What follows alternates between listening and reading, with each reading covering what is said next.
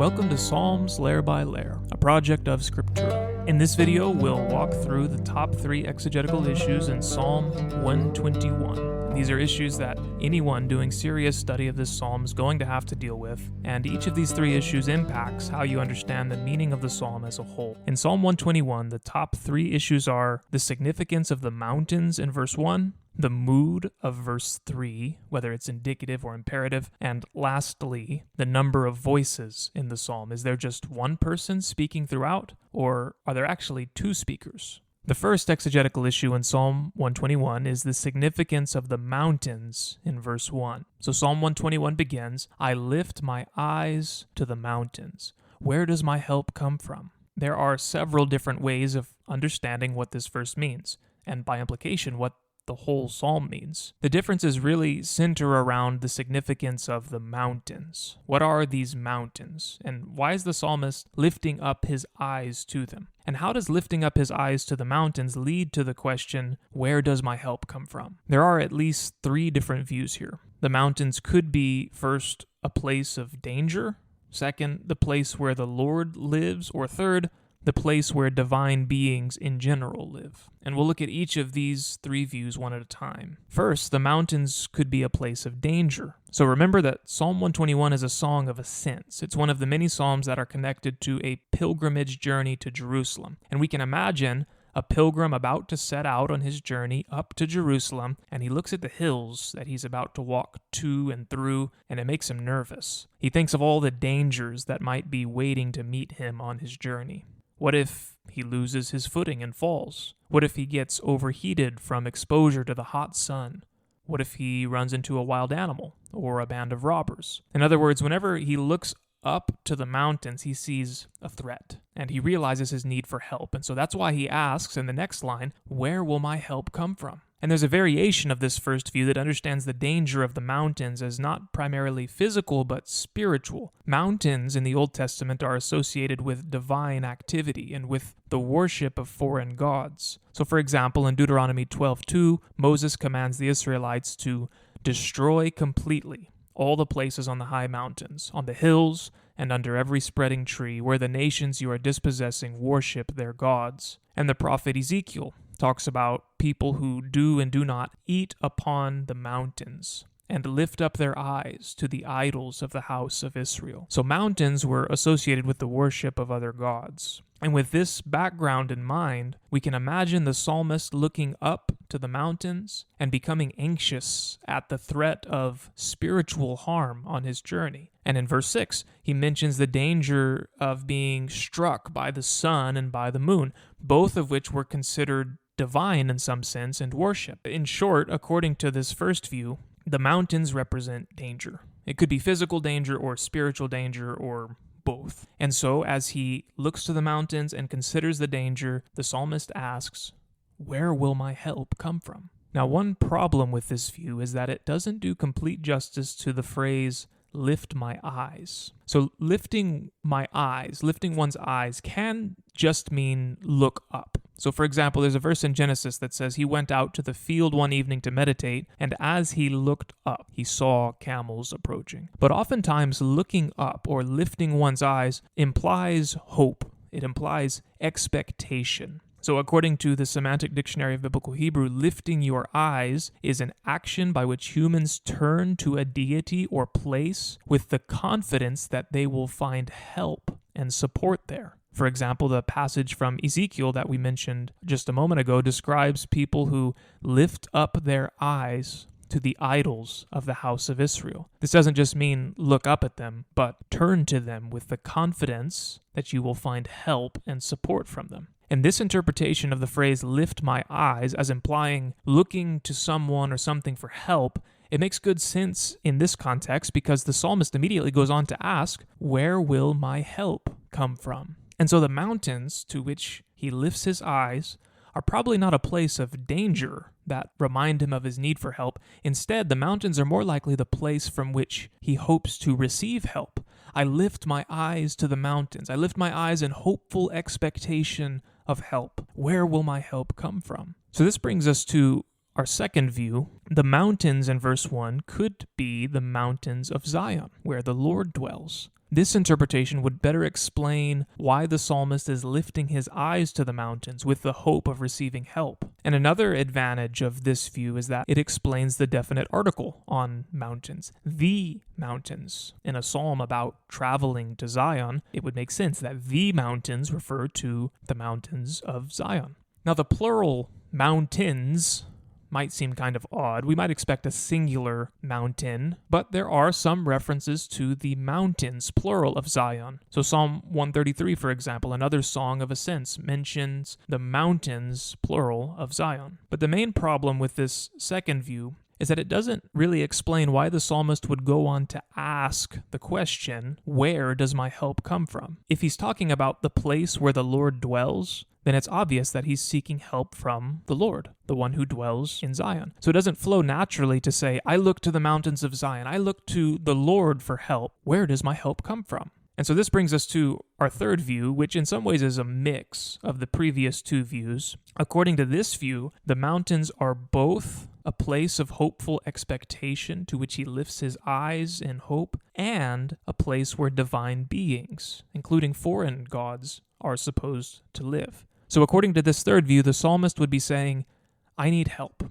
And so I look to the mountains in search of help. The mountains where all these different gods are supposed to live. I lift my eyes to them, and then as I look up to them, as I lift my eyes to them, I ask, which of these divine beings will help me? Where will my help come from? And then in the next verse, he answers his question. My help comes from the Lord, the one who made heaven and earth. So the question is rhetorical. The psalmist is not seriously considering whether he should look to other gods for help. Instead, his question is rhetorical. It's a setup for his declaration of trust in the Lord. Here's how one scholar helpfully summarizes what the psalmist is doing here by looking up to the mountains and asking this question. He says, the psalmist begins his poem by pretending to consider the worship of foreign gods as a ploy over against which to affirm his trust in the help of the Lord alone. He affirms that the only reliable source of help is the Lord, as should be abundantly clear from the fact that he is the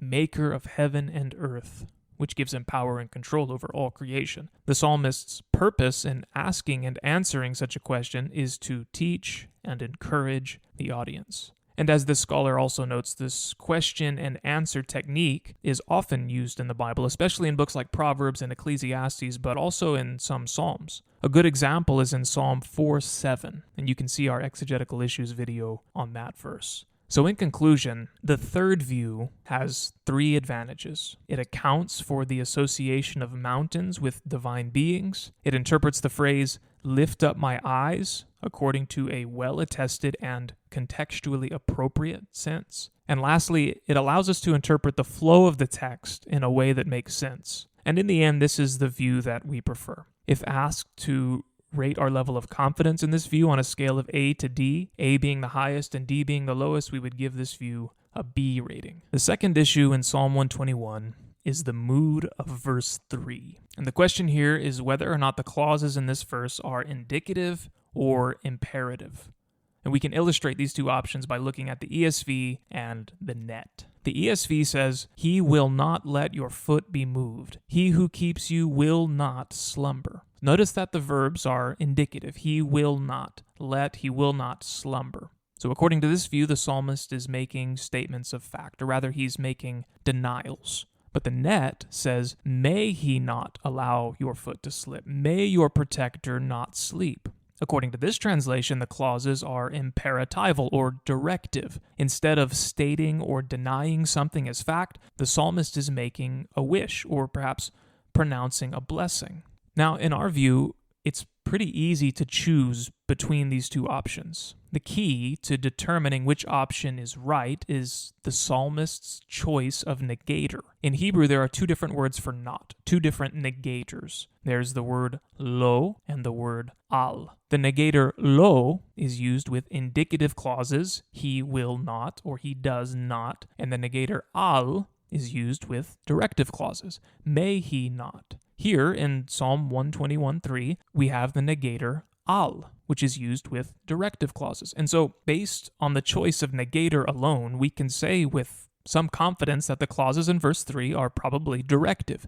May he not allow your foot to slip. May your protector not sleep. We might imagine the speaker is here pronouncing a blessing on someone as they set out on their journey to Jerusalem. Just like the high priests would say, may the Lord bless you and keep you, so the speaker in verse 3 seems to be saying, may he, that is, may the Lord, not allow your foot to slip. May your protector, the one who guards you, not sleep. But if the solution is really that straightforward, then why do so many translations, especially English translations like the ESV, why do they have indicative clauses here? Well, the grammar by Gesenius sums up the argument for an indicative interpretation whenever it says, to regard this as an optative, that is, to regard it as a wish or a blessing, is, from the context, impossible. And so the argument goes, the context forces us to read the clauses in verse 3 as indicative, despite the use of the negator al. In support of this claim, you could point to the next verse, verse 4.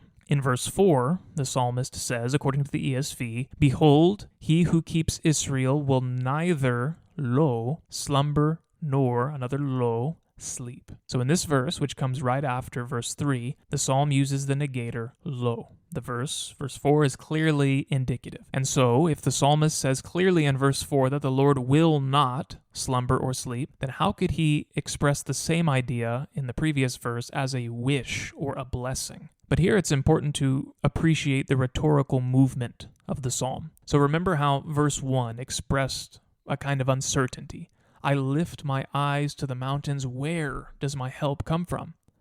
But then verse 2 clearly affirms, my help comes from the Lord. So there's a movement in verses 1 and 2 from uncertainty to confident affirmation. And in verses 3 through 4, we have a similar rhetorical movement. Verse 3 expresses a wish or a blessing, which implies some uncertainty. May the one who guards you not sleep. But then in verse 4, the psalm makes a clear affirmation. Indeed, the one who guards Israel will not fall asleep. And so verses 1 and 2 and verses 3 and 4 have a parallel rhetorical structure, a movement from uncertainty to certainty. And this interpretation also helps us to explain the word indeed at the beginning of verse 4. This word translated indeed or behold in the ESV is the Hebrew word hine, which signals that the content of verse 4 is noteworthy, and specifically that it is about to modify or clarify something from the preceding context. And that's exactly what verse 4 does.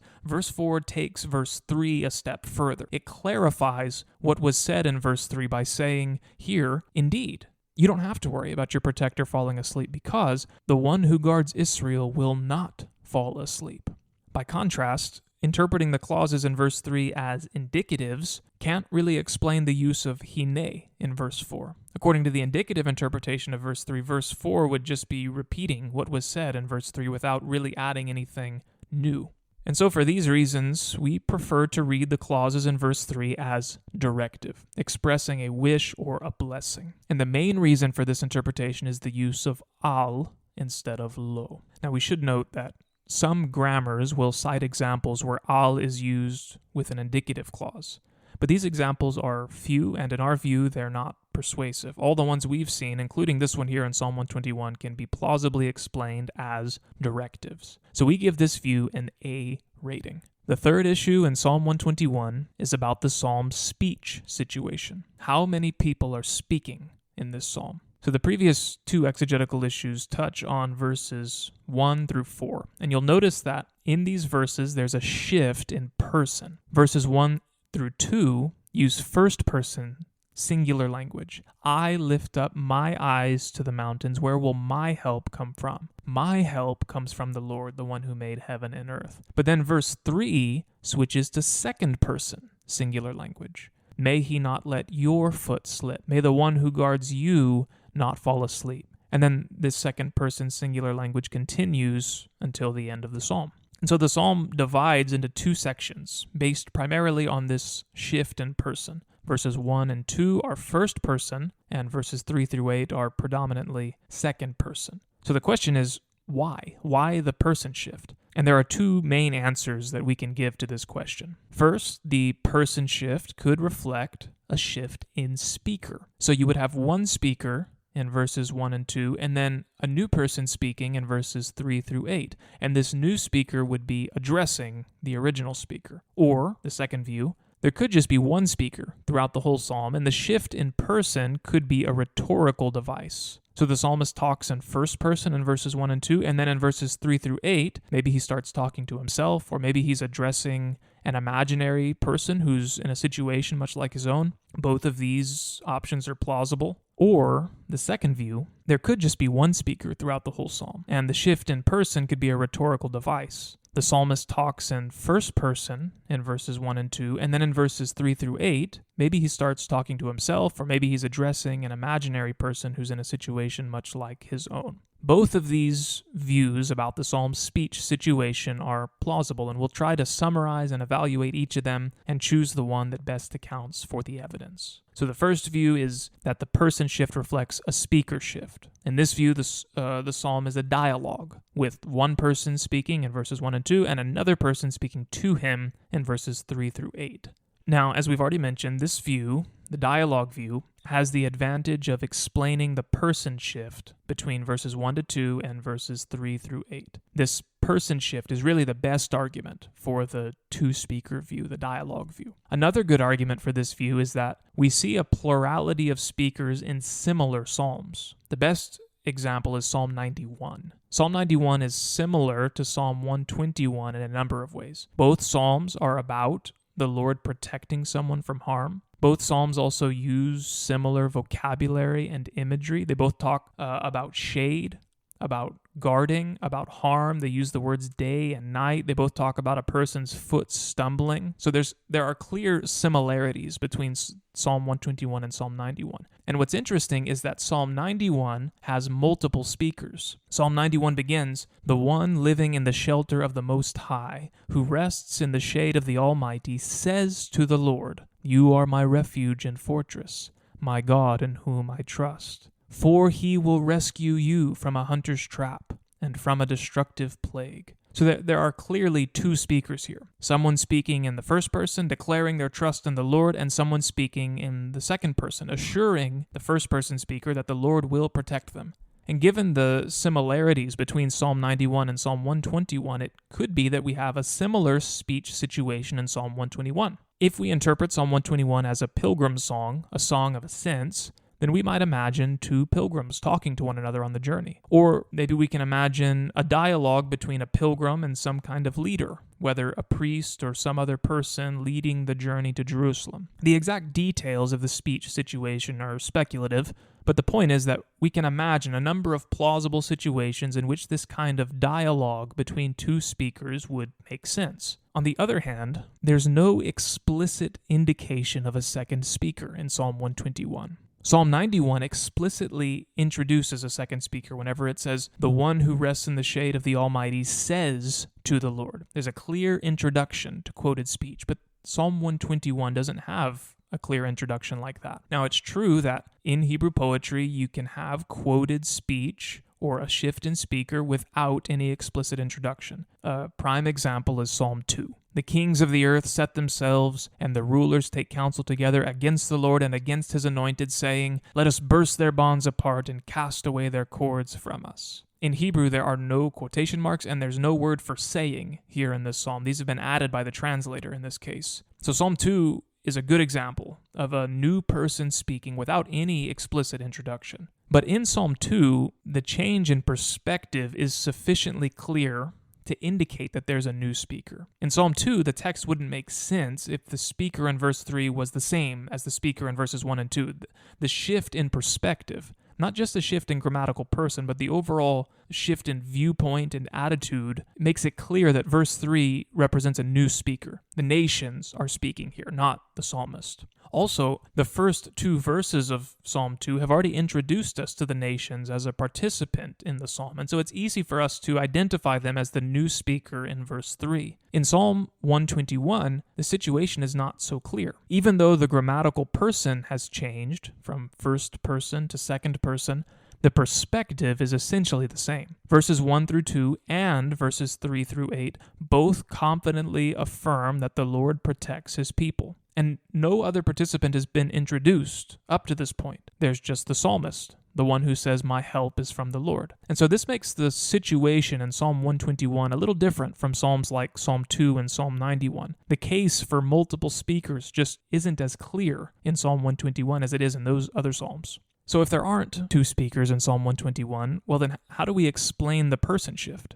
Isn't the person shift enough reason to infer a change in speaker? Well, not really, because it could be that the person shift is a rhetorical device. There's a common rhetorical device called apostrophe, a Greek word that literally means turning aside, and it's where a speaker turns aside to address a group or individual whom he imagines is standing there and listening. A good example of apostrophe in Hebrew poetry is in David's lament in 2 Samuel 1. David says, "How the mighty have fallen in the midst of battle. Jonathan lies slain on your high places." And then David turns aside to address Jonathan. "I am distressed for you, my brother Jonathan." Another good example of apostrophe in Hebrew poetry comes at the end of Psalm 27. "I remain confident of this. I will see the goodness of the Lord in the land of the living." And then the psalmist turns aside to address an individual. "Wait for the Lord. Be strong and take heart, and wait for the Lord." This example in Psalm 27 is similar to Psalm 121. We have the psalmist speaking in first person singular and then suddenly shifting to speak in second person singular. Maybe he's talking to himself, or more likely he's addressing an imaginary individual, a prototypical listener who's in a situation much like himself. And it could be that Psalm 121 uses a similar technique. In verses 1 through 2, the psalmist affirms trust in the Lord. "My help comes from the Lord, the one who made heaven and earth." And then after this initial declaration of trust, the psalmist turns aside to address a hypothetical individual, someone who's in his same situation, who's about to travel to Jerusalem and who's looking to the Lord for help. And he encourages this person by assuring them of the Lord's protection. In the end, it's hard to decide which interpretation is best. The psalm could be read as a dialogue with two speakers, or as a monologue with one speaker shifting person for rhetorical effect. In the end, we've followed the single speaker view since there doesn't seem to be enough evidence to warrant the inference of a second speaker. We give our view a C rating. How we resolve each of these exegetical issues shapes how we see the psalm as a whole. The first issue is really crucial to understanding the psalm. How you interpret these opening lines, and specifically the mountains, will determine how you read most of what follows. We interpret the mountains as the place where divine beings live and are worshipped. The psalmist, who needs help for his journey, he lifts his eyes towards these mountains in confident expectation, and he asks, "Who will help me? Where will my help come from?" He's pretending to be open to help from any number of these divine beings in the mountains. But then in the next verse, he answers his own question. "My help is from the Lord, the one who made heaven and earth." And so he rejects help from all other divine beings and chooses to rely solely on the Lord. It's a rhetorical device, and the psalmist is modeling what it looks like to reject other gods and rely on the Lord alone, the one who made heaven and earth. How we resolve the second issue also affects how we understand the psalm, specifically the rhetorical flow of the psalm. We read verse 3 not as a statement, saying essentially the same thing as verse 4, but as a wish or a blessing. "May he not let your foot stumble. May the one who guards you not doze off." Verse 4 then takes this a step further and denies the possibility of that even happening. Indeed, the one who guards Israel will not doze off and will not fall asleep. So the movement in verses 3 through 4 from uncertainty to certainty echoes the same movement in verses 1 through 2. Where will my help come from? My help comes from the Lord. May he not fall asleep. Indeed, he will not fall asleep. And then the third issue determines how we envision the speech situation for this psalm.